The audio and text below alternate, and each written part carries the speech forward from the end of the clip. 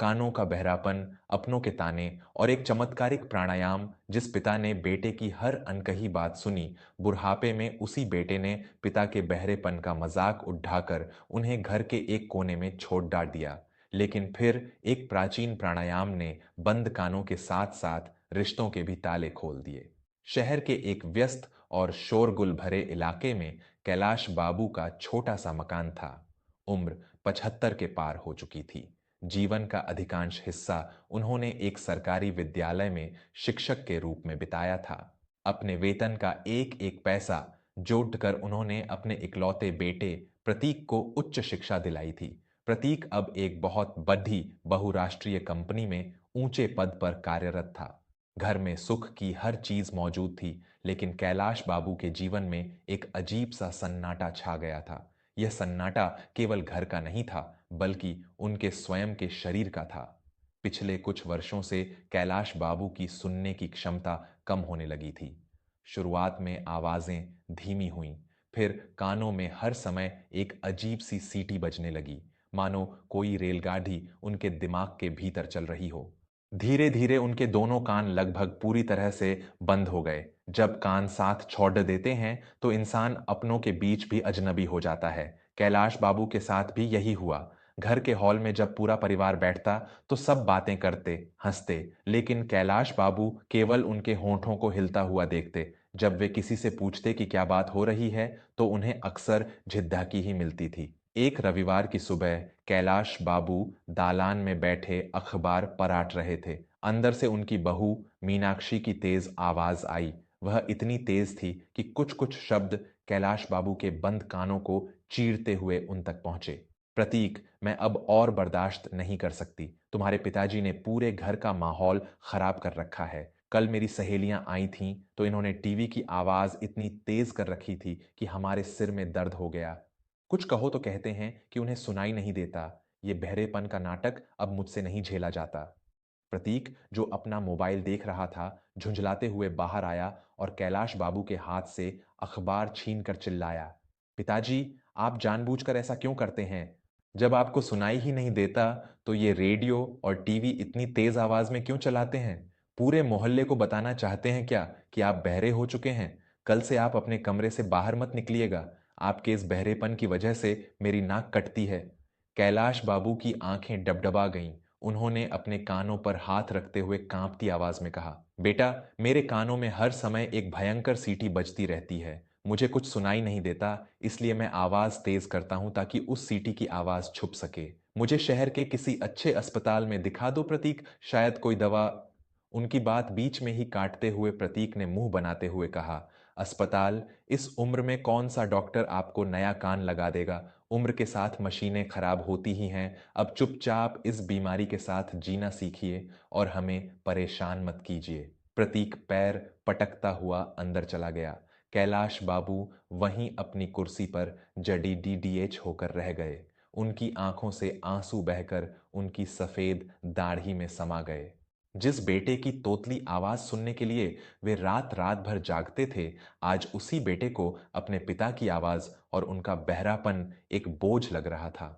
मेरे आत्मीय परिजनों, क्या आपने कभी उस एकांत और पीड़ा को महसूस किया है जब एक बुजुर्ग अपनों के बीच ही गूंगा और बहरा बना दिया जाता है? माता पिता अपनी पूरी जवानी अपने बच्चों की किलकारियां सुनने में गुजार देते हैं, लेकिन जब बुढ़ापे में उनके शरीर के अंग कमजोर पड़ने लगते हैं, तो वही बच्चे उन्हें एक फालतू सामान समझकर किनारे कर देते हैं। क्या आपके आसपास भी कोई ऐसा बुजुर्ग है जो कानों से नहीं बल्कि अपनों की बेरुखी से बहरा हो गया है? अगर कैलाश बाबू के इन खामोश आंसुओं ने आपके भी हृदय को छुआ है, तो मेरी आपसे विनती है कि हमारी प्राचीन भावनाओं और संस्कारों को जीवित रखने वाले इस परिवार का हिस्सा बने।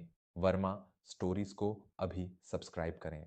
आपका एक छोटा सा प्रयास, आपका एक सब्सक्राइब हमें ऐसी ही मर्मस्पर्शी और सच्ची कहानियां आप तक लाने की असीम प्रेरणा देता है।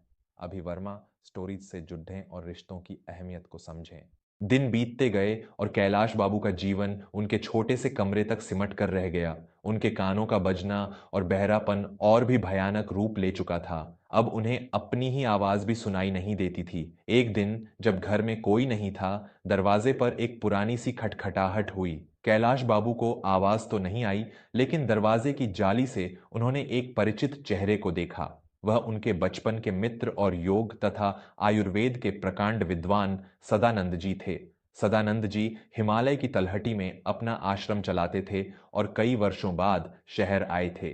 कैलाश बाबू ने कांपते हाथों से दरवाजा खोला और सदानंद जी को देखते ही उनके गले लगकर फूट फूट कर रोने लगे। सदानंद जी ने स्थिति को भांप लिया। वे कैलाश बाबू को अंदर ले गए। जब सदानंद जी ने कुछ पूछा तो कैलाश बाबू ने इशारे से बताया कि उन्हें कुछ सुनाई नहीं देता।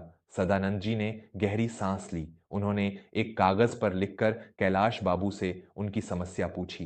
कैलाश बाबू ने कागज पर अपने कानों की सीटी बजने, कान बंद होने और बेटे के द्वारा दिए गए तानों की पूरी व्यथा लिख दी।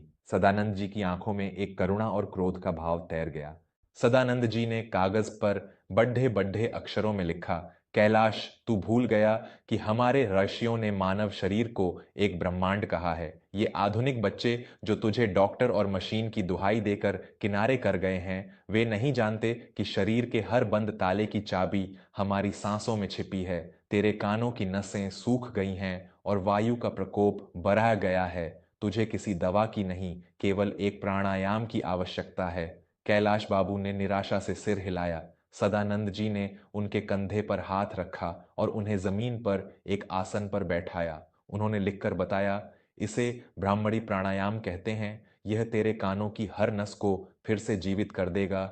ध्यान से देख। सदानंद जी ने अपने दोनों हाथों के अंगूठों से अपने कानों को पूरी तरह से बंद किया ताकि बाहर की कोई आवाज अंदर न जा सके। फिर अपनी तर्जनी उंगलियों को माथे पर रखा और बाकी उंगलियों से आंखों को हल्के से ढक लिया। उन्होंने एक लंबी और गहरी सांस ली और फिर सांस छोड़ते हुए गले से एक भौरे मधुमक्खी के गूंजन जैसी आवाज निकाली, हम।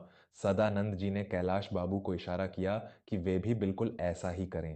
कैलाश बाबू ने कांपते हाथों से अपने कान बंद किए, गहरी सांस ली और भौंरे जैसी आवाज निकालनी शुरू की।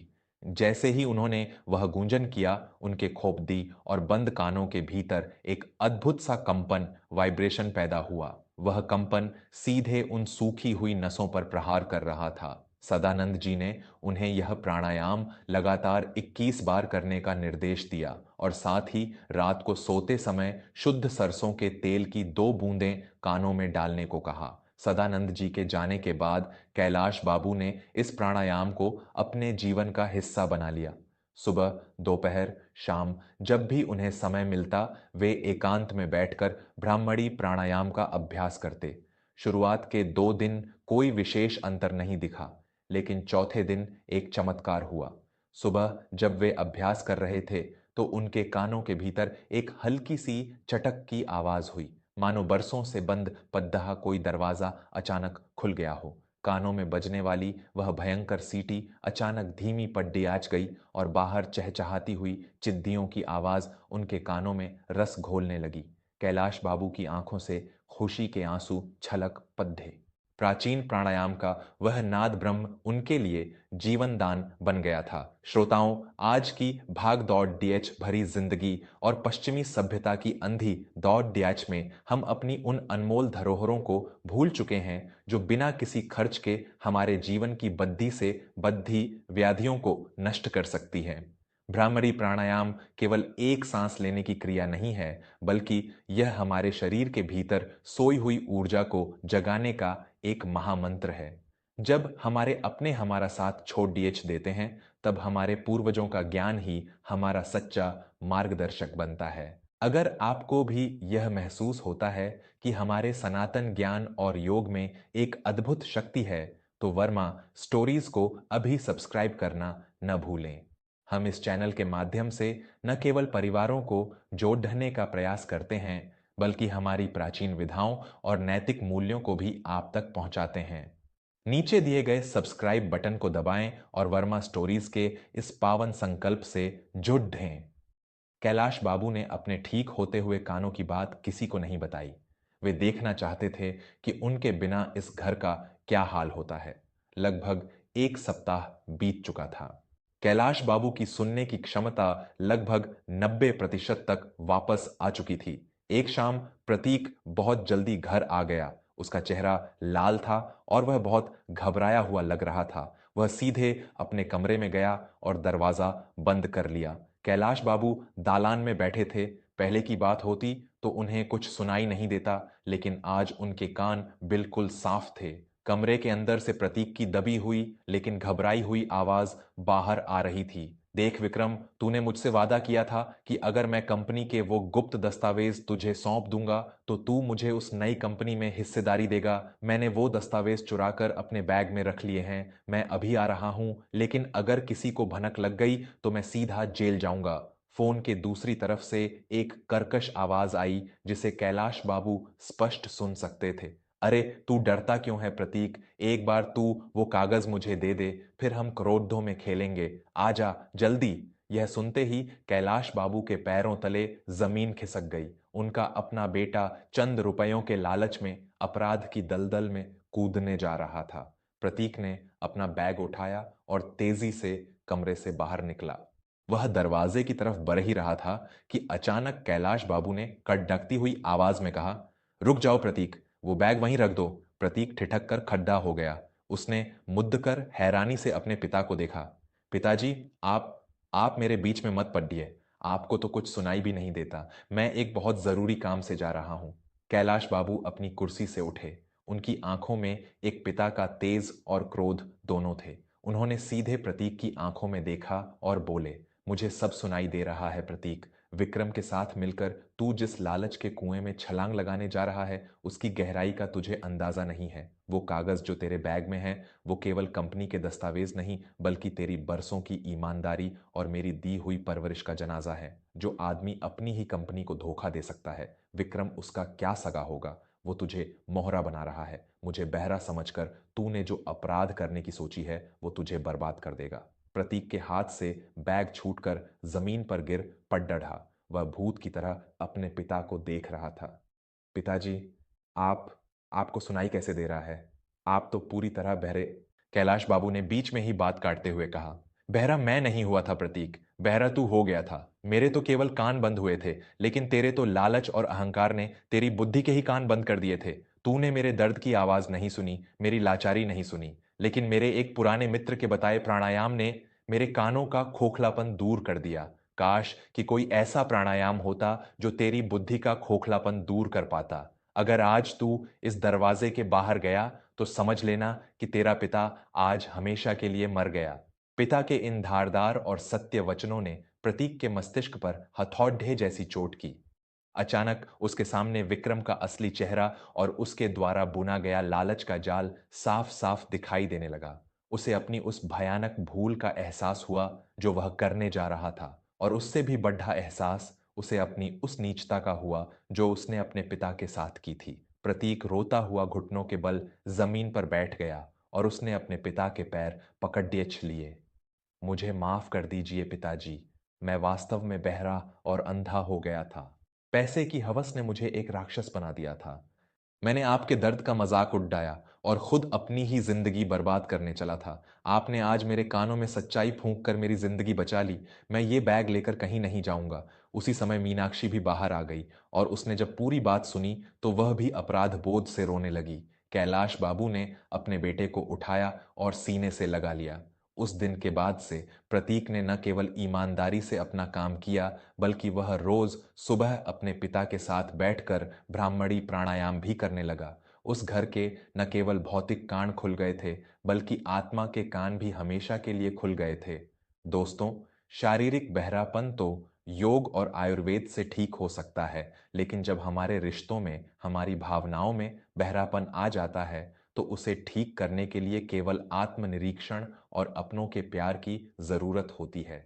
कभी भी अपने माता पिता की बीमारियों या उनकी कमजोरियों का उपहास न करें, क्योंकि वे उसी शरीर से बीमार होते हैं जिसे उन्होंने आपको बद्धा करने में निचौड़ दिया है।